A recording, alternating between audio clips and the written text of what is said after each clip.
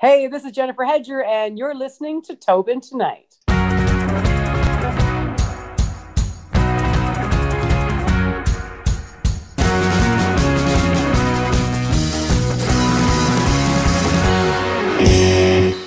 First off, thank you so much for taking the time to come on. You will actually be our first guest in 2021, so no pressure. No, we're gonna start this year off with a bang. Yeah, I was hoping so. Now, the first thing I want to get into, of course, I've watched you on TSN for years, and I really like how you can be serious, but at the same time, you can have your fun moments, like on Overdrive. And this is the kind of thing that I love. Was in a pandemic here now, when we're doing Overdrive, we're all at home, but I like how, in your case, it just went south real fast. Yeah, it was like, as far as like going from all of the sports, just everything shutting down, and our whole, basically everything we do, just getting a stop sign on it. Is that what you mean? Yeah, like what I was getting into there was just when you were on Overdrive, because this is the moment that, again, that I was like, oh, I'm going to have her on to talk about this, and of course her career. But when Ray Ferraro's doing his hit, and then your dog starts barking in the background, and instantly it's like, true professionalism. Like, some people will go right, like, power through it. This was the second time. And then Ray's like, whose dog is barking? Whose dog is barking? I like how Noodles very calmly relaxed goes, oh, I thought that was you. And I'm like, he's in a bubble. Why would there be a dog in a bubble? And no, Brian, that was my dog.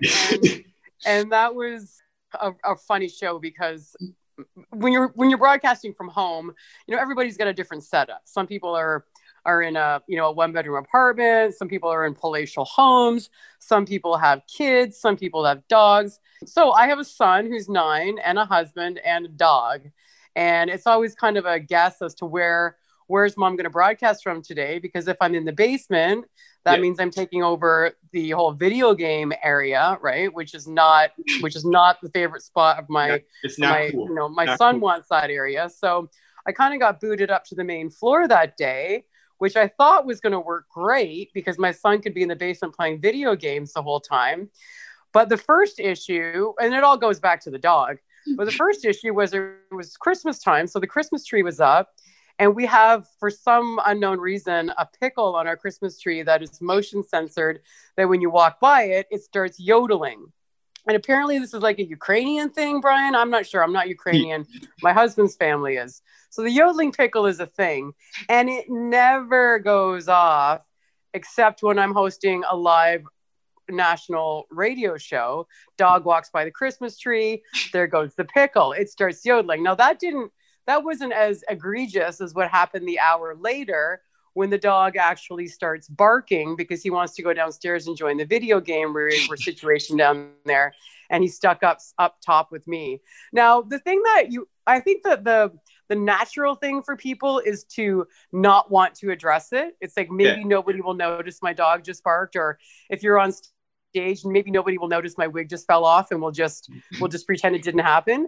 But the thing to actually do is address it. And thank God Ray did address it, because then we could all talk about it. We could all say, yeah, that's Hedge's dog. The dog needs to be fed. The kid's playing Fortnite. And just sort of, I think it's one of those human moments that brings us all together, in that we're all just trying to do the best we can, but really we have no control over what's going on. I liked how you just interacted with it, though, in terms of, like, like you said, there are occasions. And I'll bring it back to, I think it was like in 2019, the clip that was famous was where the guy's doing a live hit interview, and his child walks in, and walks in like full blaze, like, oh, dad's on a call. And then I think it's the wife has to try to drag the kid out. And I'm like, okay, that's him being like, I don't want any part of this. I'm not even going to address it. But you don't even see the dog in your hit. But I just love how when you come back on, instead of going like, that's my dog, okay, let's move on. Like, geez, way to mention my dog. Because I know with O-Dog, when they mention about his cat, he gets very affected. So I thought it was hilarious that you took the other approach, and you were like, I'm just waiting for the sirens to come. Like, I'm just waiting.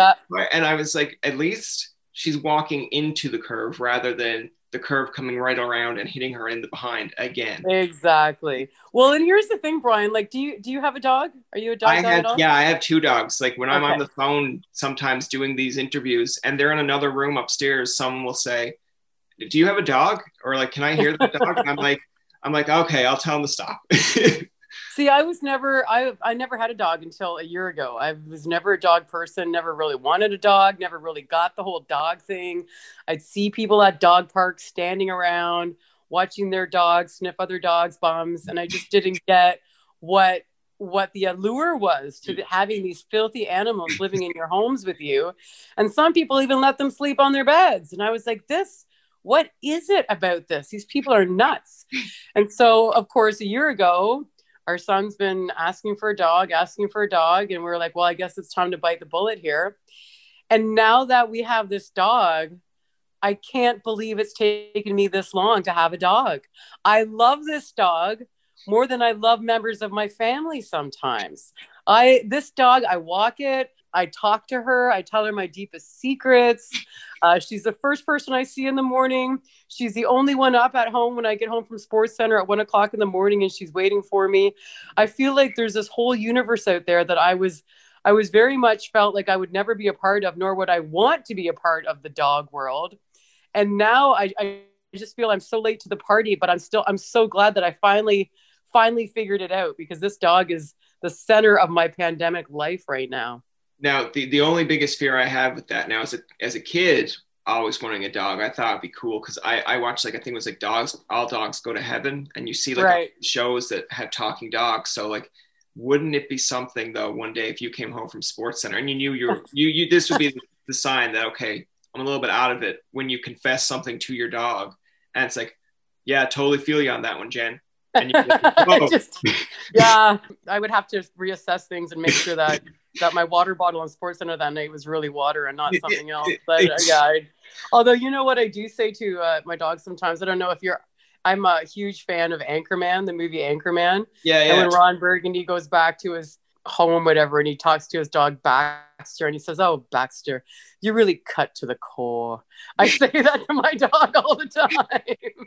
I like my one that I use with the Will Ferrell, and I mean, my dogs just look at me like they give you the eye roll or just pure, what are you talking about? Because it's like SNL where he tries to train the dog, and he talks about like, oh no, you get up on the couch, you've had a long day. And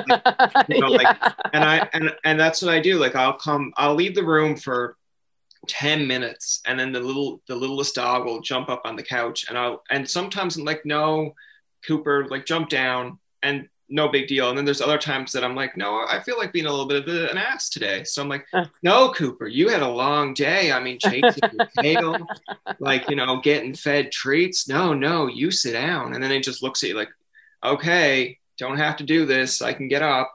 So we've just proved to all your audience that we're a couple of crazy dog people, and we've completely shut out anybody who doesn't have a dog right now, Brian. Absolutely. And the thing that I before we tie it up with the dog is like, when I see pictures of your dog, because you have it on Instagram, I used to have a dog similar to that. Now he's passed away 10 years, but when I looked at the dog, I was like, geez, that reminds me a lot of my dog. So it's kind of funny when you see certain pictures of animals or like cats, dogs, whatever, and it kind of brings you back of like, oh geez, like even though that they're different and they have different meanings to the owner, it kind of brings back another memory to you of, geez, I remember having a dog like that. So my dog is a mini golden doodle. Okay. And it's a her. Now her name is Sydney, and her name is Sydney after Sidney Crosby. And you're like, why would you call your female dog a male name? We knew we wanted to name the dog after something to do with hockey. And Sydney has one of the only names that really works for girls and guys, right? Like we couldn't call her Draisaitl. We couldn't call her Mitch. We couldn't call her Marner. We couldn't call her Gretzky. You know what I mean? Like none of those really works, but Sydney stuck. That's a fair point. I was going to be like, if it's a rough and tough dog that takes, like, it's very serious, you could have called it Haley for Haley. Yes, exactly. Haley would have been good. Yeah. Haley would have been good. Yeah, Haley, Cassie, Marie, any of those would have been good. I want to talk a little bit about now how you got into sports. Like, where did your interest come from? Like, were you watching sports when you were younger? I know you have a brother. Was he involved in sports and kind of dragged you along the way? No, my influence came strictly from my dad. My dad was a really good athlete and the kind of guy who just played every sport, and he played them well. You know, he still played hockey well into his 50s and 60s, and he was a baseball player and a runner and a very good tennis player and table tennis player and all these sports. He introduced me to different sports. He taught me how to play different sports and encouraged me. And so as a kid, you know, just growing up in a small town in Ontario, I played every sport I could get my hands on.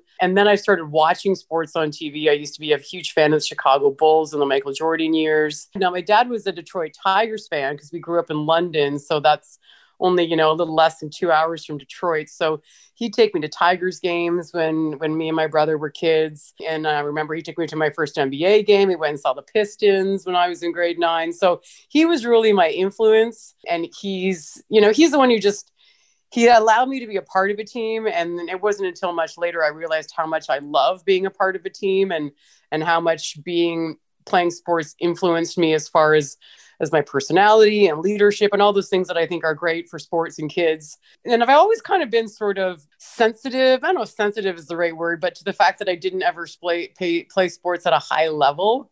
I know some of my colleagues are Olympic gold medalists or, you know, they played, you know, junior A hockey, or they played some sort of high level university sport. And I wasn't good enough to do that.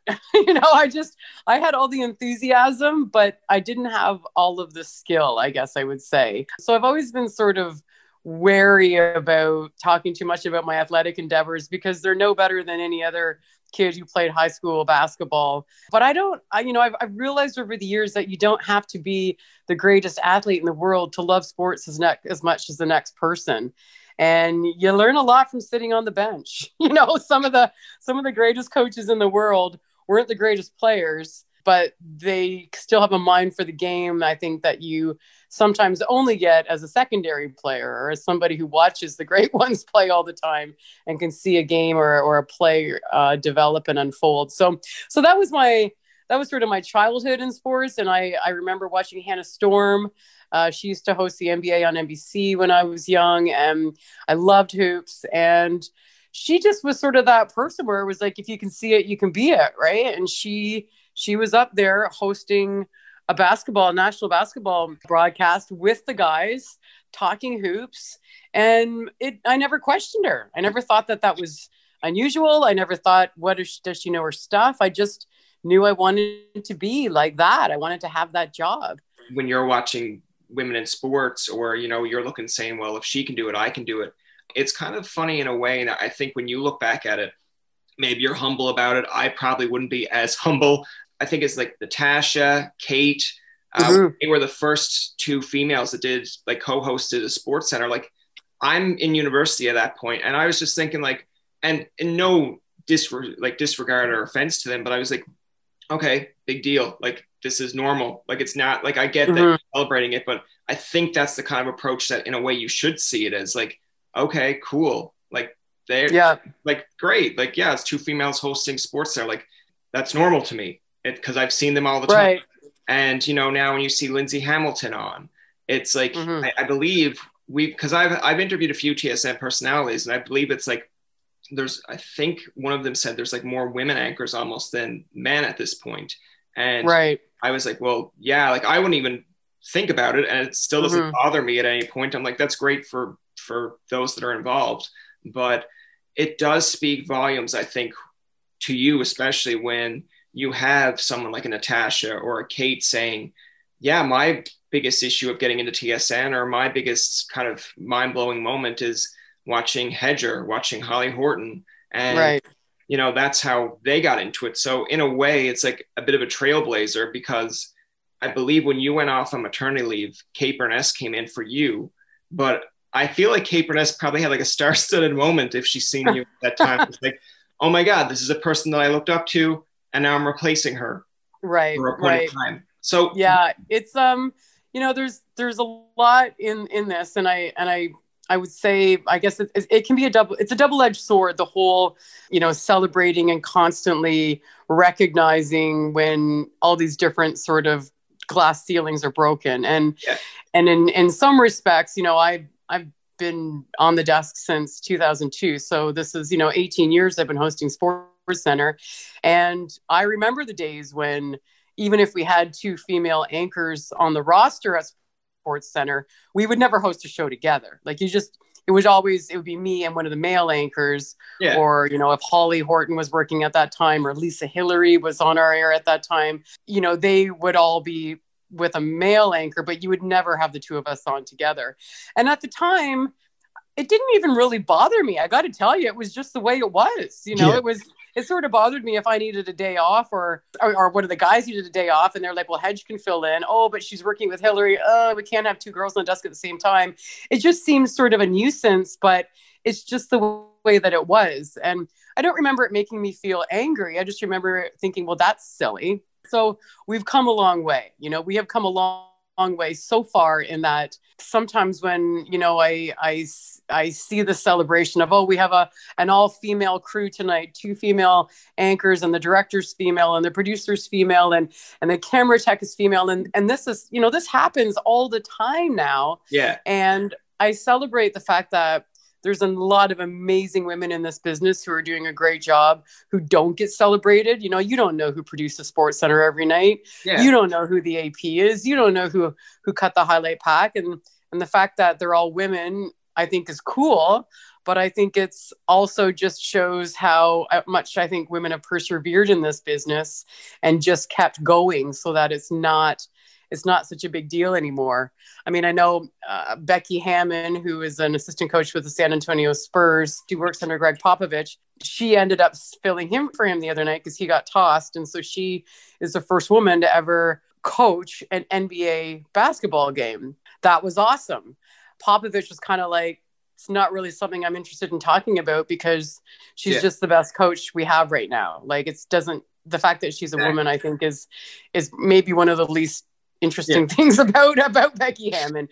So, I get that sense, and I feel like I understand where Popovich is coming from, in that he just respects her as a basketball coach.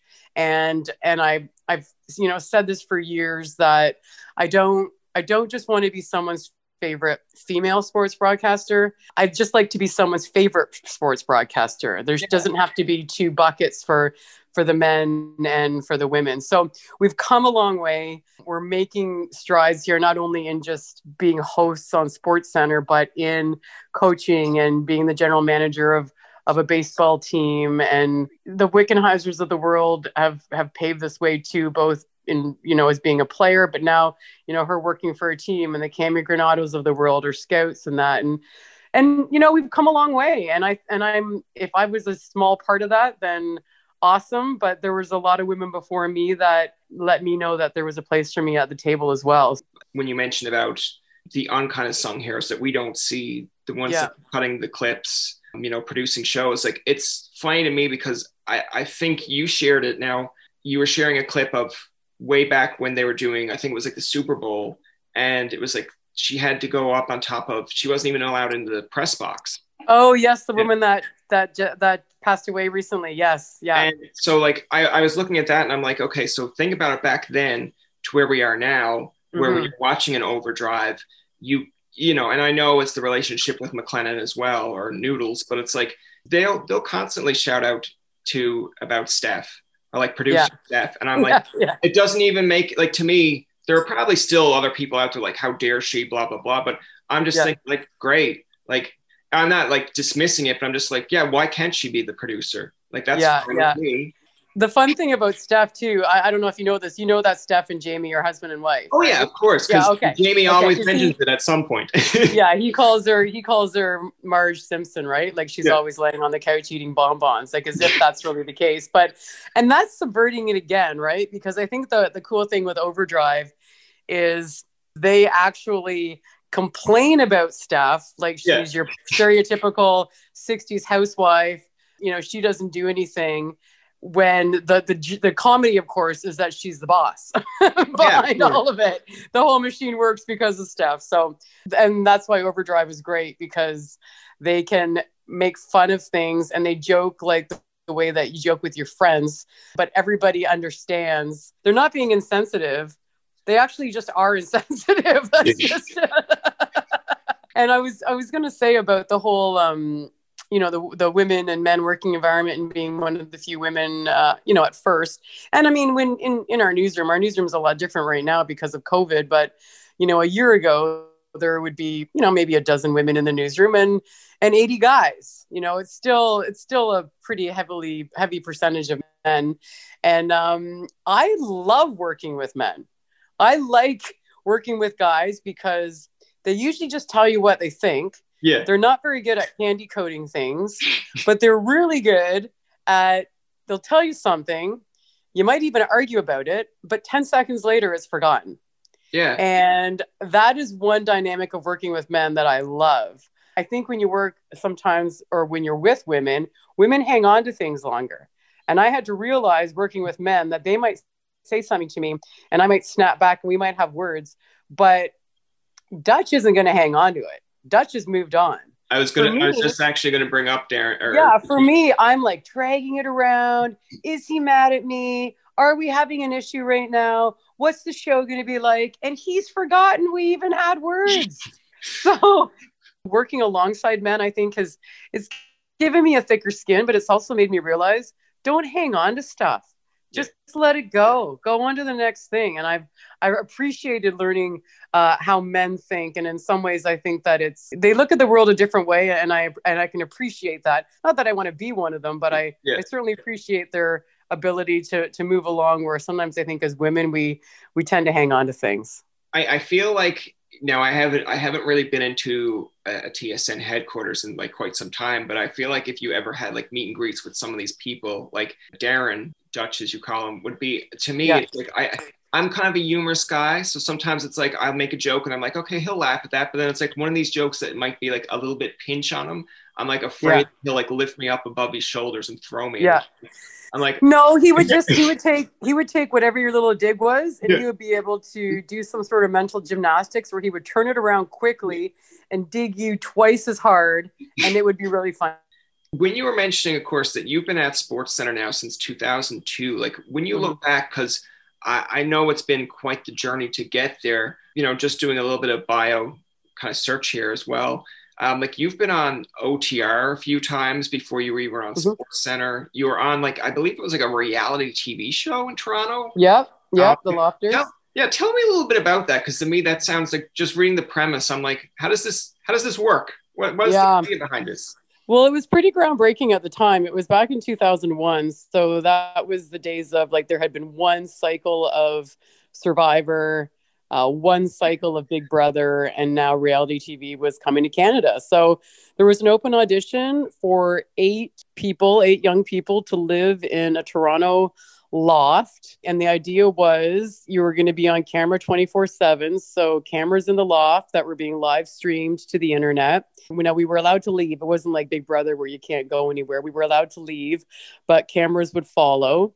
And there was a half an hour show on cable TV on the Life Network, I believe it was. I think it was every night or every couple nights of the week to sort of follow the storylines of us 20-somethings who have come together and lived in this loft. Now, the other angle of it, which is what I was interested in, was that we were also hosting shows on the, as we called it back then, on the web, like webisodes. So we would host a show of relationships and do a news show, and there was a film show. And so it was really kind of a crash course in being able to host television that had commercial breaks and was live, and some of it, but most of it was just going to the web, as we called it back then, which I just think is hilarious. We called it the World Wide Web, but that was what I did for a year. So there was a show on television every night that was kind of a show regarding my life living in this loft. I was hosting shows on the internet and becoming something of a personality. And that's when I contacted Off the Record and was like, hey, I want to be a guest on your show. And so I was a guest on the show, and Michael kept having me back because I knew my sports. And they just, liked me as a guest. So that's sort of how that came about, my stepping stone into TSN. It's a very unusual one, that's for sure. But it gave me a lot of a real world experience as far as hosting live TV, and it opened some doors for me. Now, when you, from going on OTR, like when you first get your gig with SportsCenter and you do your first kind of, you're hired, you're there, you're now doing like anchoring roles. When you run into Landsberg at any point, does he like kind of be like, oh, you made it? Or is it kind of like, oh, wow, like you got here now? It's like, is there any kind of interaction of like, oh my God, you were just a guest on our show and now you're actually working here? Yeah, absolutely. Like I still talk to Michael quite regularly now. I mean, he hosts the morning show, but I credit him with getting my foot in the door. He was very instrumental in helping me at the beginning, helping me with auditions, encouraging me, because it's not just as easy as, hey, Michael Landsberg said you should hire this girl, and they did. Like it was auditions and keeping, just encouraging me, I guess. And then once my career started taking off, it wasn't really conversations like that. I just have always been very effusive in my praise of Michael. And for anybody who's followed his career, he's the guy that everybody likes to crap on, right? Like, especially in Off the Record, it's like, oh, that guy's got a big ego. What a jerk that guy is. And he knows that was his persona. And, it couldn't be further from the truth. He is so generous and so kind and such a great broadcaster, and has always been instrumental in helping me along the way. And we faced a similar battle. He's been very outspoken with his issues with mental health and depression. And I fight the same struggles. I have depression and anxiety, and he's helped me. And I've actually started doing some speaking engagements with him to try and help other people who battle this illness, to let them know that they're not alone. So it's interesting, like 20 years ago, Michael Landsberg was just a guy I used to watch on TV and think, wow, that guy's got a great job. And 20 years later, I really feel like my career, my life, trajectory has really been intertwined with Michael's. And we barely ever see each other in person, but he has been sort of with me every step of the way as far as my career and battle with mental illness. It's kind of interesting in that aspect when you look back at when you're talking about your relationship there with Landsberg, because we've actually had him on the show, I believe, in an earlier, like way early in the episodes, and we did like a 2-part, one where we talked about OTR and one about mental health. And it is a touchy subject sometimes to bring up about depression and suicide. And I mentioned to him, like, I said, like, no offense, but at this time when you're going through depression, did you ever think that suicide was going to be? And I was like, he's going to like turn off the phone.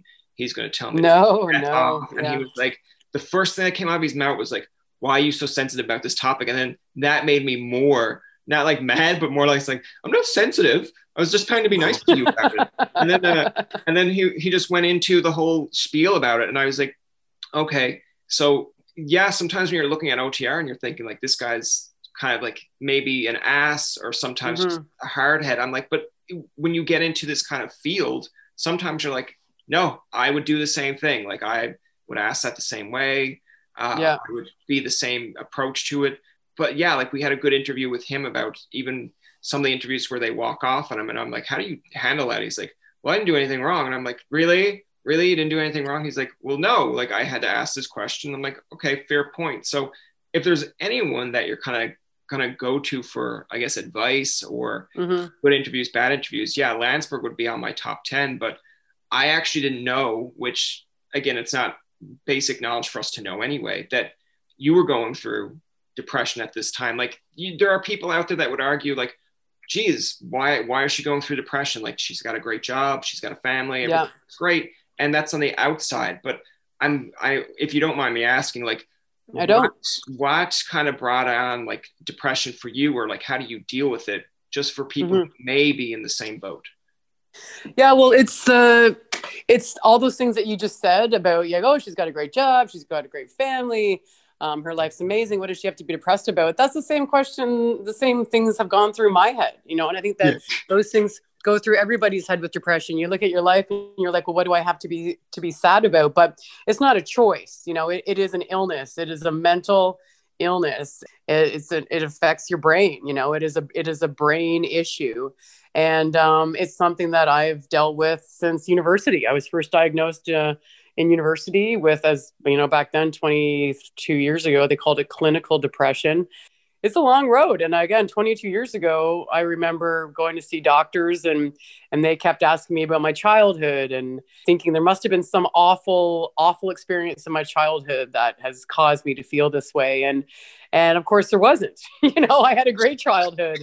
I have a great family, and everything should be great. And depression doesn't decide who it's gonna come and live, whose head they're gonna come and live inside. You can have the greatest life in the world and still suffer from depression. So for me, I'm on medication. I take medication to help me. The pandemic has been terrible, as you can imagine, for people who have excellent mental health. They're struggling. So people who suffer from mental illness are going through terrible times right now, and I'm not excluded from that. So we got to do what we know works. I take my medication.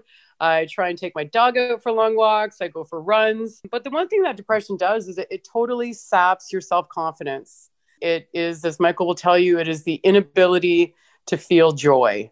So all of the things that you do that are going to make you feel good, like eating a nice dinner or going out, doing something with your family, or drinking alcohol, or whatever it is, all those things that should make you feel good, they don't make you feel good. They make you feel nothing. And it's a terrible feeling to not be able to feel good, to not be able to feel that joy.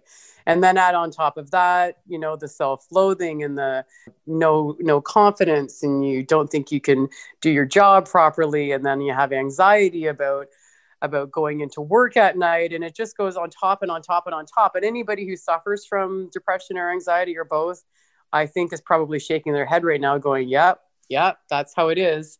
And anybody who doesn't suffer listens to it and goes, well, just snap out of it. Give your head a shake. What do you have to be self-loathing about? You're great at your job. Yeah. You can do it. Like, why would you possibly second guess yourself? But those are the tricks that my head plays on me. And it can be exhausting trying to convince yourself every day that you can do it. So that's where we are. And I think with this pandemic, some people have started to feel that sense of foreboding and that feeling of impending doom that a lot of people with depression feel all the time. I think healthy people are starting to feel it now. And those people that have started feeling like that, I kind of say to them, yeah, it's a familiar feeling, guys. I know how it feels. I felt like that before the pandemic. I just like to say to people that you never know what someone's going through, whether it's mental illness or a physical illness, or someone's dad just lost their job, or their kids, there's people are going through things all the time. And I think right now with social media, that people are quick to condemn others or to cancel other people or to criticize someone for doing something. And I think we need to step back a little bit on that, because nobody's perfect. And I really do believe, and I try and remind myself, we're all just trying to do our best right now. You're trying to do your best. I'm trying to do my best. We need to be a little kinder to each other. Well, to go off your story, and I don't mean to make light of it, but for me, I'll make light of my own situation with it. But I know when I was dealing with university, so I went to Carleton. And once I was done Carleton and did the radio program at Algonquin, I had a degree, a diploma, and then another diploma. And I was like, okay, I'm ready for the workforce. Applying to jobs, wasn't getting anywhere. And I was always against going on, I think it's ODSP, Ontario Disability. Because I was just no, I want to prove that I can get a job. And then when I went on Ontario Disability, I was kind of okay, they give you so much a month. But it was geez, I really don't want to be taking your money, because in my mind, I'm there are other people out there that maybe can't get an education that need this money. Mm-hmm. So I always felt it was a little bit of a burden. I remember it was one night, and then this is the stuff that I'm okay if someone laughs at it, because to me it's funny in hindsight. But I was sitting there one night and I wanted to order a pizza, and I looked and I knew I had enough money in my account. But at the same point, I was just still do I really have enough for a $30 pizza? Which, yeah, I did. But it was just, to me, it was I can't even afford a pizza. That was like what was going through my mind, because it was like just Right. that. I was almost at that point, and I was like, this is sad. I'm educated, I'm applying, but I'm getting nowhere. Right. I look back at it now and I'm like, here you are in a room crying over pizza. That's like a meme. That's like people making memes about that, of like hey, they didn't put pineapple on my pizza. Yeah. I'm so sad. But like I look back at it now and I'm like, if someone came to me and said, Brian, it was so bad I cried over pizza last night, and then there'd be people like laughing, I'd be like, no, that person wasn't crying over pizza. There was a reason that they're crying. It's not about the pizza. It's not That about was just their breaking point. Yeah, it's not about the pizza, exactly. And I feel that all the time, Brian, whether it's the little things, little triggers that might set me off, and I got to remind myself it's not about the dish on the sink. Yeah. It's not, it's not about the dog. There's a whole other bunch of stuff going on. So, yeah, I get you on that. When you went into your first broadcast of Sports Center, like I know you team up with Dutch a lot, but like what was going through do you remember your first sportscast, like who you were with and like, your nerves at that point? Yeah, I think I was hosting with Gino Reda, but it might have been with Blake. Yeah, with Gino. It was either Gino or it could have been Blake Price, who is in Vancouver now. He works for us, the radio station, TSN Radio in Vancouver. Oh, well, I remember being intensely nervous, excited. This was what I wanted. I remember, and I haven't seen any tape of it. I've never seen any tape of it, but it's got to exist out there. And if I saw it, I would be like, oh my God, what were you thinking? I remember I wore my hair up in a bun because I thought that would look more credible, right? To have like the librarian hair in the bun look. And I had a terrible like blazer, shoulder pads, like just the most ridiculous sort of Hillary Clinton pantsuit, because I thought that's what I should wear as a sports anchor, right? There weren't a lot of women out there to show me the way, and we were all sort of just wearing the female version of what a man would wear up there. Yeah. I remember my outfit being ridiculous, hair ridiculous, and I just remember being supremely nervous and trying not to screw up the whole time, but also feeling complete euphoria. Like I was so excited. The red light went on and the adrenaline was pumping through my veins. And I just wanted to do it all over again. Like as soon as it was done, it was like, oh, it wasn't great. It wasn't horrible, but I can't wait to get another shot at it. And we still do that every night. I mean, I think I certainly have a lot less nerves now. I don't get nervous going up to do the show with Dutch, but every night we go up and the red light goes on, I still get excited to do a live Sports Center broadcast. And every night, whether it's a good show, an okay show, if we made a mistake, I always know we're going to get another crack at it tomorrow night. Well, and that's I like the moments that's not as exciting to you, or the moments that's not as I guess the adrenaline running. That's when it's like it's either time to go or time to switch. But I guess so, right? I laugh at it in terms of everyone starts off with a first, or like a bad night per se. Like, yeah, when you look at a James Duthie, a Hedger, a Jay and Dan, like as much as you look at them, and sometimes with Jay and Dan, like I give them credit for being kind of goofy, but still giving you the news. Like that, to me, that's how I got into sports, is watching them. And like, I got into sports originally because I was looking at James Duthie. I'm like, geez, he gets a quick wit, but he's able to give you the content. And then you turn it over on Jay and Dan. At this time, they were like hosting Sports Center at like 12 or so at night. So and here they are like Bobrovsky. And I was just like, wait a second. They're allowed to say that, and they're getting paid to kind of be goofy, but at the same time giving you like what you want. So it's like, that's cool. But first going off, whether it's at a CTV in Edmonton or wherever they started, they weren't that to begin with. They had to get there. So do you recall, like, I guess your first kind of, I'm not going to call it the come to Jesus moment, but like your first like kind of experience where like, I messed that one up, but I know I'm going to get a rebound? I think it happens almost on a nightly basis, to tell you the truth. Like it's one of the hallmarks of live TV, right? Is that the stakes are high because you don't get to do a do-over. Yeah. And that's what is exciting about it. I think when you're talking about Jay and Dan and Duthie and those guys, they are so good at it. And because, as they say, the great ones make it look easy. It is so hard to look like you're not trying on there, because those guys try, and it's so hard when someone says, oh, you look like you're just winging it up there. Well, thank you. Yeah. Because, and when someone says, well, you guys really look like you're having fun up there. Thank you. We are having fun, but it takes a lot of hard work and preparation to get to the point where you can give people the facts that they need, but also entertain them at the same time, and not go overboard where all of a sudden, we're a couple sportscasters trying to do a comedy show, and that doesn't work either. People can tell when you're forcing it. So I think, it's a lot of preparation. I find that my best shows or my best experiences are the ones where I've prepared the crap out of it. And I'm confident that nothing's going to come my way that I can't talk my way out of.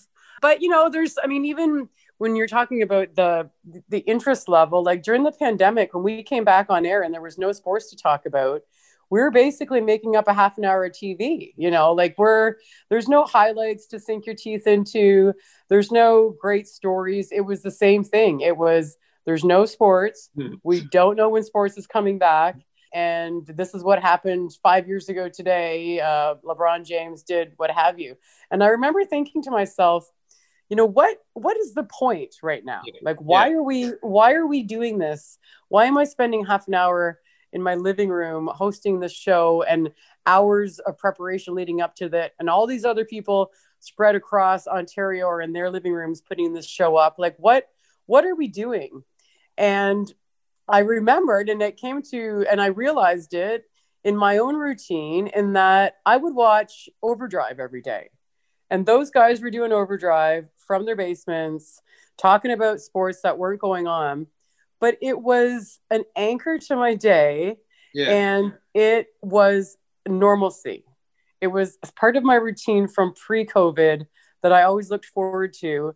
And during COVID, it was still the same three guys talking about nothing and everything at the same time. And it made me feel connected. And I kind of felt the same way with Sports Center, that people are tuning in to a live Sports Center or to a fresh Sports Center once a day at 6:00 for a little normalcy. And we were bringing that back into people's living rooms, and it slowly started to become more newsy. We slowly had more information about when things are coming back. Then the soccer came back. We had some highlights. And then we slowly, we morphed back into the show that you see today. For a while there, I didn't know our purpose, and then it became clear. And I think that's what sports does, right?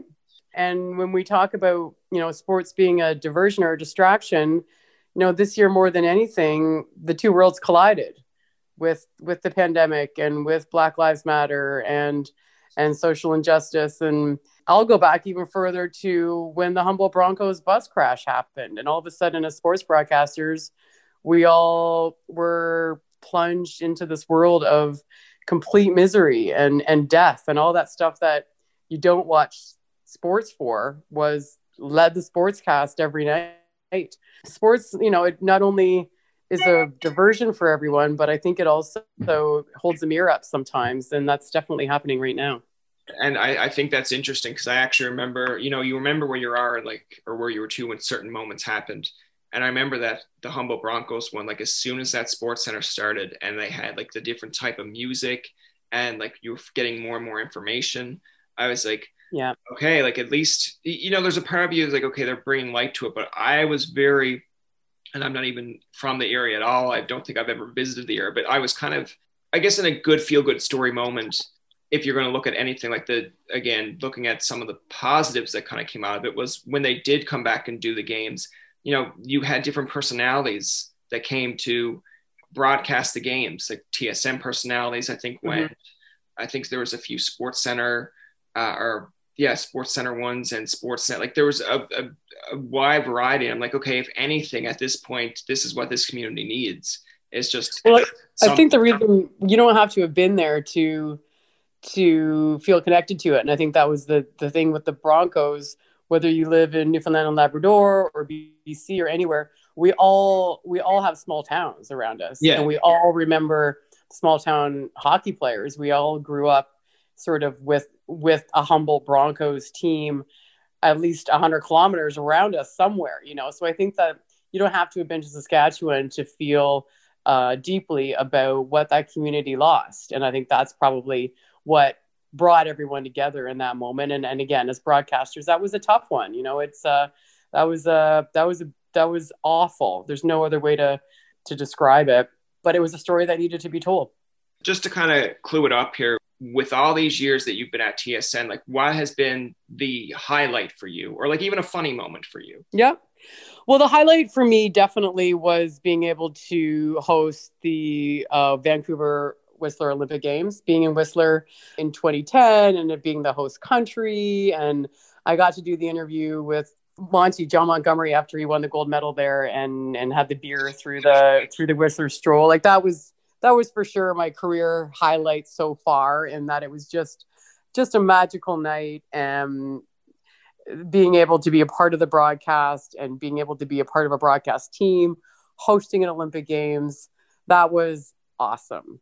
But there's been lots of moments. Dutch and I used to be able to take SportsCenter across the country, and we visited your fair province. We were in Newfoundland and every province in between, and being able to do SportsCenter in small communities and actually like meet the people who watch our show, meet the kids, meet the young girls who are like, I watch you every night. And like that was awesome. And being able to see our country, meet the people, appreciate our land has been incredible. I got to host the Women's World Cup as well, right? Like being able to host an international women's tournament, soccer, which wasn't a sport that I can say that was one of my favorites heading into it. But after following that tournament and hosting that tournament, I love the women's game. And just all the people I've been able to meet in between, you know, like I work with a great crew. You know, you mentioned Kate and Natasha and Dutch, but we've got an awesome group. I got to host the 2012 Olympics alongside James Duthie. Like, come on. I got to sit beside him every day and watch how he prepares and how he works and try and be a better broadcaster sitting beside him. I just feel extremely fortunate. And everybody always asks me, you know, what's it like? And it is as fun as it looks. It is as awesome as it looks getting to host SportsCenter every night. And I do not take it for granted for a second. You know, I've been lucky. I've worked hard, but I do not take any of it for granted because it's my dream job. And I remember 10 years ago, people would ask me, you know, well, what do you want to do? You know, you're hosting SportsCenter. What do you want to do after this? And I said, this is what I've always wanted to do. I don't dream of more than this. I want to stay in Canada and I want to continue doing what I'm doing. And if the opportunities arise through TSN and SportsCenter, then I will take them. But I could not feel more blessed in the role that I have. That's going to do it for this episode of Tobin Tonight. Our thanks to Jennifer Hedger for coming on to the show. Remember, you can find past, present, and future episodes on TobinTonight.com, Spotify, and iTunes. Follow us on Twitter, like us on Facebook, and leave a comment or two. For Tobin and myself, this is Jacob saying, thanks for listening and good night.